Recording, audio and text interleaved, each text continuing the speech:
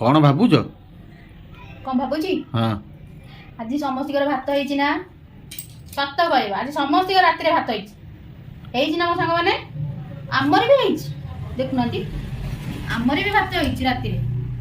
ଭାତ ହେଇଛି, ଡାଲମା କରିଛି, ବେଗୁନ ଭଜା କରିଛି, ଆଉ ଆଳୁ ଚଟଣି କରିଛି। ଆଜି ଯାହା ବି ହେଲେ ଡାଲି ଭାତଟା ହେଲେ ବି ନିଶ୍ଚିନ୍ତ ହେଇଥିବ, କାହିଁକିନା ଦିନ ସାରା ଆମେ ଭାତ ଆଜି ଖାଇନୁ। ହଁ ହେଇକିନି ଭାତ ଖାଇବା ପାଇଁ ଅଛୁ।